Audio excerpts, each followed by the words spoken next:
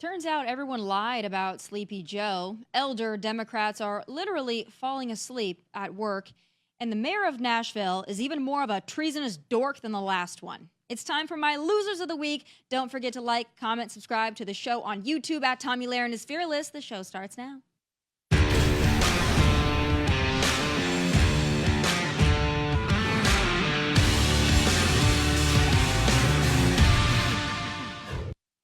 President Trump has been clocking win after win after win this week, so it's really no wonder the Democrats are in a sour mood. Well, that and the fact that the Biden tell-all books are coming out, and now they look even more so than usual like lying sacks of crap. The Biden tell-all books are telling us all, on the right, what we already knew. In the book, The Original Sin, CNN's Jake Tapper and Axios reporter Alex Thompson document the great lengths Biden's staff, inner circle, and top aides went to conceal his decline. Yeah, no duh. But this is good. According to the book, Biden aides privately discussed the real possibility Joe would need a wheelchair if reelected in 2024. Even worse, he may have needed the wheelchair sooner, but aides knew they couldn't do it until after the election. His mobility was so compromised, aides worked to create shorter walking paths, insisted he use handrails while ascending the stairs, and that he wear those orthopedic sneakers. He also had trouble recognizing George Clooney as well as high-ranking advisors in his own administration. None of this is shocking. None of this is bombshell breaking news. So I guess that brings me to my first batch of losers this week. All of the folks who claimed Joe Biden was fit as a fiddle and sharp as a tack. They're finally being called on their BS, ironically, by those in the fake stream media who also need to be called on their own BS. But still, here's this. You sat next to Biden in the Oval Office February 27th, 2024, just a handful of months before the president took that debate stage.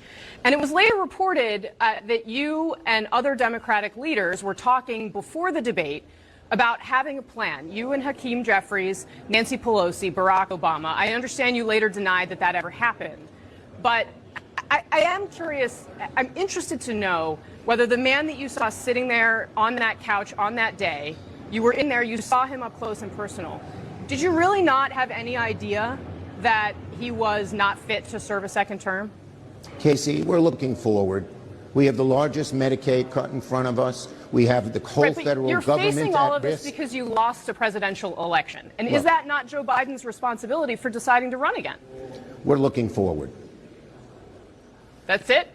That's it. Cat got your tongue, Chucky?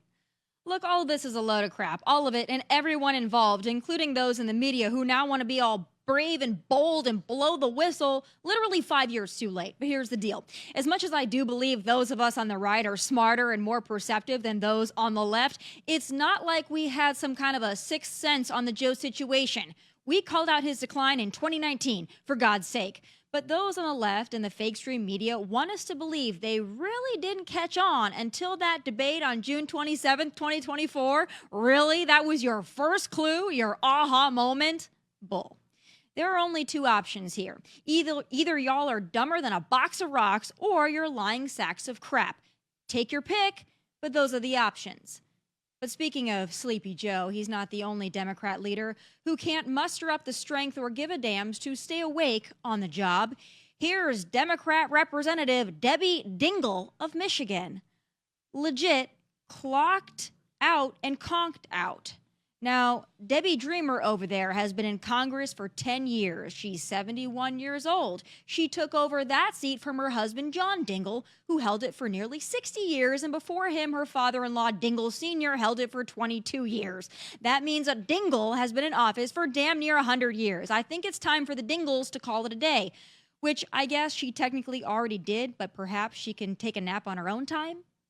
Moving on to another embarrassing Democrat on this loser list for the week, our dork-ass mayor of Nashville, Freddie, who is hopping mad that ICE has come to Nashville to get dangerous illegal aliens off our streets. This is a tough moment, and I am heartbroken that today many of our neighbors in Nashville are experiencing fear over family separation rather than the safety we all deserve. The trauma inflicted on families is long-lasting, and I'm doing everything in my power consistent with applicable law to protect anyone who calls Nashville home. What's clear today is that people who do not share our values of safety and community have the authority to cause deep community harms. We'll be launching a new fund called the Belonging Fund. We want to make sure that the immigrant community in this town knows that we have their back, and the fund will raise dollars that'll support the needs of our immigrant community, especially those who've been affected by the ICE raids yesterday, providing funds to support childcare, transportation, housing assistance, food insecurity, and really anything else that they need. That's called treason. But our little mayor, Freddie, he's so embarrassing. Just everything about him, all of it. But this notion that he wants to use our friggin' tax dollars on a fund to aid and abet illegals and their families is infuriating. Here's just a sampling of what our brave ICE agents took off the streets of Music City. Gang members, child predators, violent criminals, and drug traffickers. Those are the folks Freddie, the dork, wants out and about to prey on us here in Nashville. No, buddy, this isn't Denver, homie. It's not Seattle. It's not Portland or Oakland or LA or Newark or Chicago or Minneapolis or any of the other sanctuary criminal alien harboring cities that put up with this crap. This is Tennessee, bucko. We don't play here. And guess what? I hope every time one of these puny little city leaders does a dumbass press conference like that, it's like a bat signal to Tom Homan to flood the zone and send more ICE agents. We quite literally voted for this. Clean it all up. Those are my losers of the week. Joining me now is Today is America personality Cam Higby. Cam, I want to go to the Nashville example because I'm still, every time I see it, I get re-fired up. I get reignited, if you will. Now, it's not often that Nashville is in the news. Either we have like a bomb on Broadway, or we have a tornado, or we have our mayor who's quite literally committing treason in front of our very eyes. What do you make of our little mayor here? And do you think that he's got the balls to stand up to Tom Homan? Well, it's a very clear violation of 8 U.S. Code 1324, as I'm sure Tom Homan would point out. You can't aid and abet illegal immigrants. You can't create, even if you create funds for them with private funding, it's still illegal. It's still aiding and abetting an illegal immigrant, and you can't do it. So it seems that Democrats continuously walk themselves into federal violations, but then point fingers at Republicans and say that we violate the law or that, Trump is a felon or whatever, as they continue to not only break federal law, but support breaking federal law as a policy position. I love it when they say that. President Trump's a felon, whatever. If you ask 99% of the people who use that line what crimes President Trump actually committed, they could not tell you. They have no clue. They've just been told, well, he's a felon, and they run with that. And then meanwhile, we've got rapists and child predators and traffickers roaming the streets, and they quite literally go to detention facilities to try to get these people out. If they're trying to win elections on that, best of luck to them. I don't think it's going to work. But I want to go to Pete Buttigieg now because he's also doing this little thing. He grew a beard because now we're going to think he's some manly man, okay? Not working. But he is telling us that, we don't get to decide who a criminal is. Let's take a listen to Pete pontificating on this. They're saying like, oh, well, this guy, he's a criminal. The whole point is that no one person, least of all, no one politician, gets to decide that you're a criminal. Who decides? We have a process. We have laws. That's what due process is. You're not a criminal because the head of the government of the country you live in says you're a criminal.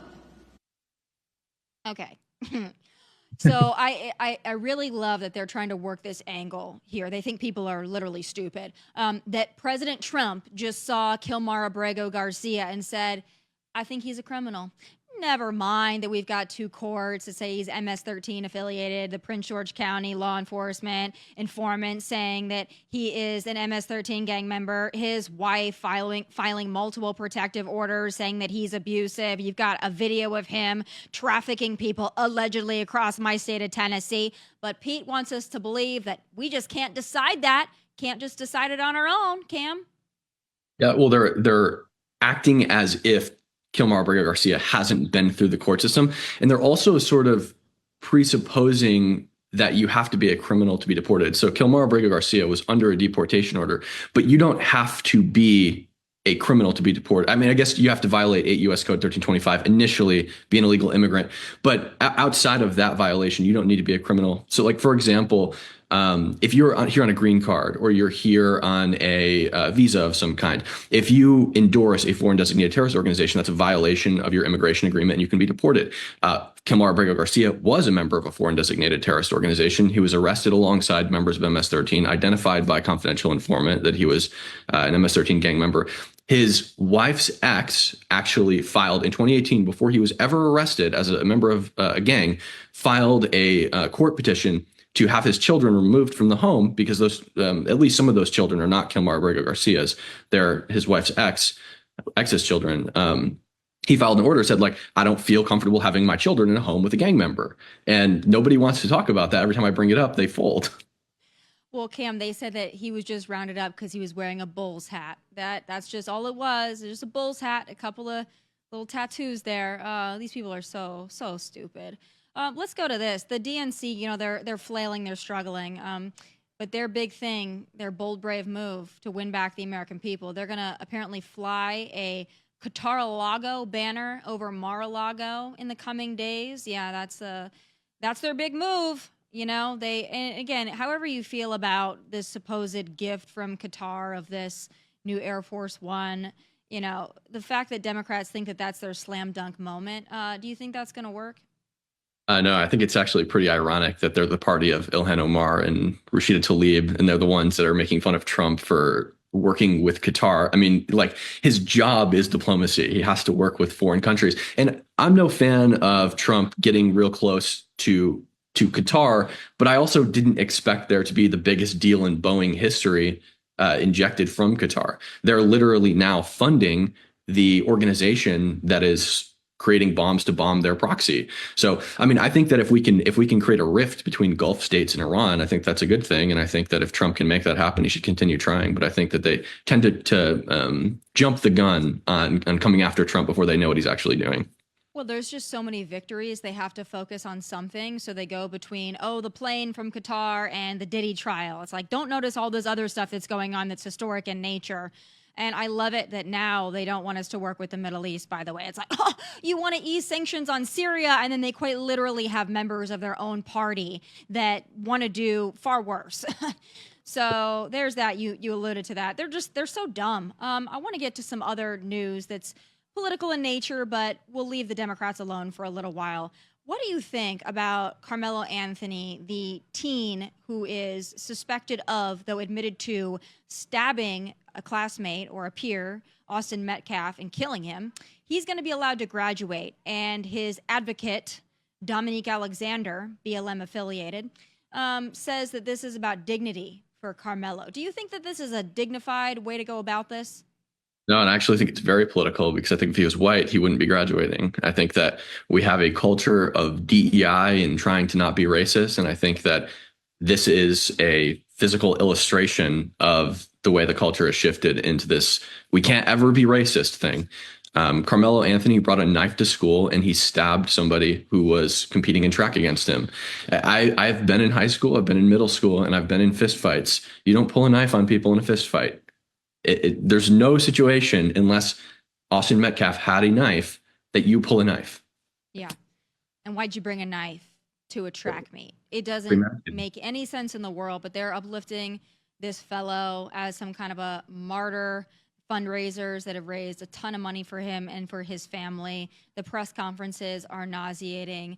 And you're right, it's racial. That's exactly what it is. And it's really disgusting that we've gotten to that point in this country where you look at somebody and if he fits the color that you like, then all of a sudden he's your hero. But that's where the left is. They're never going to stop. The left is missing somebody, though, and her name is Rosie O'Donnell. And she apparently is having trouble sleeping. I know this is hard to watch for everybody involved for many reasons, but let's take a look. And I've been having trouble sleeping. I really have. And I can get to sleep, but then I wake up. And a lot of people have told me it's cortisol levels, which it probably is. I have a lot going on. Moving to another country is a big upheaval for your system, you know, and for your psyche. Because I have been using what is it called? Trazodone to sleep. And trazodone is not really a sleeping aid. It's a depression medication, usually for people who are addicted to something. That's what I read, at least online. I'm not addicted to anything. And, I was sugar, but that's over. Thank you, Manjaro. So I asked him if I could get Xanax because, you know, Xanax to sleep is fantastic. You take one, it puts you to sleep. And to me, I sleep the whole night. How concerned are you about Rosie's sleep problems? And did you need all that information? No, and I'm not concerned at all. What I do think is funny, though, is I think it's funny when they say they're going to leave the United States when Trump gets elected. I think it's even funnier when they actually do it and then realize it's not all it's chalked up to be. Yeah. Well, and again, the fact that she thinks she's like an influencer now and she's telling us about all these drugs. I mean, what possesses you to do a selfie video like that and put that out there for the world to see? It's so embarrassing. She's a broken woman, and Ellen DeGeneres also a broken woman, and she also fled the country. She says in part because of Donald Trump. It's really because everyone in Hollywood hates her because she's a known bully, and not even her people like her, so that's why she had to leave. But, you know, again, they blame this all on President Trump. I don't have the clip of this, but I saw it this morning, and I want your take on it. Apparently, Bruce Springsteen spent a little time at his concert just talking about how bad America is because President Trump is our president. Now, I think that Springsteen has always been highly overrated, but what do you make of these artists now who they find it within their heart to go out there and just dump on America in front of people who paid a lot of money to see them? Well, yeah, I mean, it's a waste of money and they don't know what they're actually dumping on. Like you look at Ellen DeGeneres, Rosie O'Donnell, or whoever, it's like, okay, well, maybe Ellen left because Trump is homophobic or whatever. It's like, okay, well, Trump actually appointed the first openly gay cabinet member ever, Rick Grenell. In addition to that, the immigrant stuff, there's no Pete Buttigieg and the mayor of Nashville kind of do this thing where they say Trump doesn't like immigrants, right? It's nothing about immigrants. It's about illegal immigrants. Your first action entering this country is blatantly disrespecting and disregarding the laws of this country, 8 U.S. Code 1325, entering without inspection or permission from a border official. Trump is an immigrant. He's a second-generation immigrant. All of his kids are second-generation immigrants. Both of his wives are first-generation immigrants, Melania and Ivana. I just don't understand it. He's not anti-immigrant. He literally is an immigrant. He can't be anti himself. Yeah. Well, I noticed that, too, that they like to put that in the headlines. Immigrants, like immigrants are scared and all this. Now, I've said this before, but I'm going to say it again. If they believe that illegal immigration coming into this country illegally, they don't believe there's a problem with that. They think it's totally fine, right? Why don't they say illegal immigrant? Why aren't they proud of that? Why do they have to take the illegal off and just categorize these people as immigrants? They're not immigrants. They're illegal immigrants. In fact, they're illegal aliens. But they always leave that out of the headline. You have to go pretty far down in these articles to find where it's like, oh, yeah, not supposed to be here. But they always leave it out. Why is it? But I think it's because they want illegal immigration. They want to mislead people, right? If you just look at what the Biden administration did, one of their first actions entering, when Biden entered office was rescinding Trump's executive order to prevent illegal immigrants from being counted in the census. And Biden wants them to be counted in the census. And the reason for that is because your census numbers determine federal funding, congressional seats, and electoral voting power. The more people you have, the more of those things you have, right? And this is exactly, by the way, what the South did with 3/5 compromise when slavery was legal. They wanted to count their slaves who had no political capital. They couldn't vote. They couldn't serve in office. They wanted to manipulate those people's population so that they would have more power so they could continue pushing pro-slave legislation. And the North didn't want to count them at all because these people can't vote. Why would we count them in the count that determines how much congressional funding or congressional seats and electoral voting power you have? So I think they're proud of it and they want it. They want more of it, but they don't want people to know that. And I think this is really a signal to how radical the Democrat Party has become over the past several years, because you look back even just 10 years and Democrats didn't support illegal immigration, but the party has shifted significantly. Yeah. Well, for the exact reason that you detailed there. And 2020 gave them a big green light because they also discovered they could do mass mail-in voting and, make it a little bit hairier of a situation. Let's just say it that way. Let's get into some other fun stuff that's going viral on the internet. So there's an Amazon worker who's quite brazen. We have footage of her doing something that's really disgusting, really beneath human beings. Let's take a look. Stink Anchor, Tamara Bedoy got a special delivery with her Amazon package, number 2. Just right here in front of the garage, just right there on the steps. That's where it happened. On a roll, the delivery driver pulling up her britches does it again down the road. It's really gross, and then to find out a little bit later that she did it again about 30 minutes after she left my house. She went to someone else's house and then did the same thing. If you were to speculate on why you think this happened, what would you say? Man, I don't know. Maybe some kind of personal vendetta, or this person had something identifying themselves as a conservative, on their doorstep or something. I don't know. Yeah, I mean, let's also consider that this is Los Angeles. So pooping on the streets, on the sidewalks, that's like a normal thing in LA. Like there's poop everywhere, but usually you have to be a homeless person to defecate. Not usually like on your delivery route or like I'm just going to go to the bathroom twice. It's very unladylike. And I'm glad to see equal representation for women, I guess, who are pulling their pants down and going to the bathroom there. But, this kind of goes along with a lot of workers who they don't like the fact that they have to work. Let's just be honest. They're mad that they have to work. They're mad that they have to make a living. And so they do things like this, if I were to speculate myself, because they're mad that they have to be working. But she's not the only one. Now, I don't know if you know this or not, but there are some Starbucks workers that are going on strike because they don't like that they have to look like human beings at work and not poison dart frogs. Let's take a listen to this. Here they come.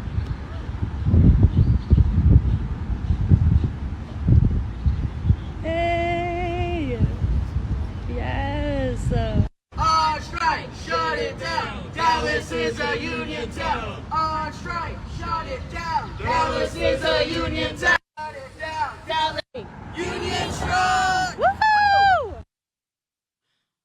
This is so embarrassing. They're mad because of a dress code policy. I mean, I know that these people that work at Starbucks, I know that they often tend to be a little different. Not all of them, some of them. I've been to Starbucks many a times. It depends on how liberal the area you're in, but usually, like the most liberal looking people, they work at Starbucks. And now they're mad that they have to look a little bit more normal. Not even a stringent dress code policy, by the way. But do you think that Starbucks headquarters, do you think that their corporate office is worried about this? No, what I don't understand is my understanding of this is not that you can't have a purple mohawk at Starbucks, not that you have to, have normal hair and not wear, bull horns in your nose. It's just that you have to wear khakis at work. So it's like, I just don't understand. They strike all the time. And it's like at Starbucks, they will pay for your college education. You go to college while you work at Starbucks, they will pay for the whole thing. It's like, stop striking, start studying, go to college, get a job, be an adult, and enter the corporate world rather than working at Starbucks and complaining that you have to wear khakis. It doesn't make any sense to me.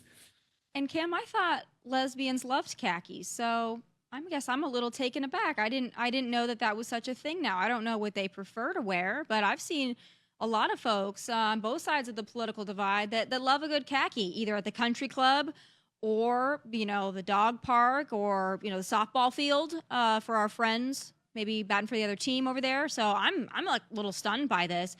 Again, these people just want something to complain about. This is what they do, and they don't want to work, but they want to take time to make colorful signs about not wanting to work, but they don't actually want to work. And this is what this all comes down to. It's an entitled generation. Now, you brought up, the septum piercing. I call that the mark of the beast. And the first indicator that I have that someone is probably liberal, I don't want to overgeneralize. Okay, I do. That's my first indicator. If you have the septum piercing, that's my first indication that you probably voted for Kamala. What's your number one physical feature that you think signifies liberalism? Oh, yeah. I mean, the septum piercing is definitely a good one. I would say maybe the hair is usually a pretty, when I'm like tabling at college campuses and somebody with blue or purple hair, or like, the head's shaved, but somehow it's still dyed, then, that's like, I know it's about to go down. Yeah, that's a pretty good indication. The mask, the people that are still wearing the masks, they're liberal. Unless there's a few out there that are elderly, who are immunocompromised, who are getting a bad rap at the liberals who are walking around still wearing the COVID mask. That's embarrassing. Another thing I've noticed, and this is kind of more of a niche one, but it exists, a lot of the women they cut their bangs, but only a little bit. And it's like, it's just a short little bang. I don't know who told them that looked good, but I think that's just them defying norms. So good for them, I guess. I hope they go back to work. God forbid they have to actually look normal and wear the khakis. The last thing I want to ask you about is this, and this is another just viral moment thing. Apparently, we had the first goring of the season. A Florida man was gored by a bison at Yellowstone. Now, this happens every year, and it happens multiple times a year. Now, you'd think that people would catch on by now. What do you think's going on? I don't know. I mean, I think this is why men should get married, because they tend to stop doing stupid things after they're married or in a relationship. I read part of the article. It seems like he approached the bison at Yellowstone a little too close, and the bison didn't like him in his personal space and gored him. I'm not sure. What do you think is happening? Well, I don't know why people think it's appropriate to approach a giant wild animal anyway. Like, why are you doing it? You need a photo that bad? You need a photo of you approaching a buffalo, bison, whatever, that badly that you're willing to risk being gored? They will gore you. I grew up in South Dakota. You don't approach a bison. You don't at all. It doesn't matter if you think the bison's domesticated. It doesn't matter if it's a baby bison. It doesn't matter. Don't approach wild animals. You are going to get hurt. The selfie is not that important. So that's just a word of warning to everyone as we enter this tourist season. If you're going to go to Yellowstone, you're going to go to places where there are wild animals, don't approach the wild animals. It's just as simple as that, folks. And, if you see a liberal that's got the bull thing, like you said, maybe don't approach them either, because there's a good chance that that's also dangerous. Cam, thank you so much for weighing in on all of the hot topics of the day. We really ran the gamut here, and I appreciated your take on it all. Please come back soon. Thanks for having me. Folks, that does it for this very wild, colorful, and interesting episode of Tomi Lahren is Fearless. I'll see you right back here tomorrow, 1 p.m. Eastern, for a very special Police Week Back the Blue episode with Wounded Blue founder Randy Sutton. I love our law enforcement officers. Please watch that. Also, like and subscribe to the YouTube channel at Tomi Lahren is Fearless. From Nashville, God bless and take care. Hey, thanks for watching. If you want more of my hottest takes, must-see conversations, and of course, my final thoughts, click here and make sure you subscribe here so you never miss a beat. I'll be here every weekday, and I hope you'll join me.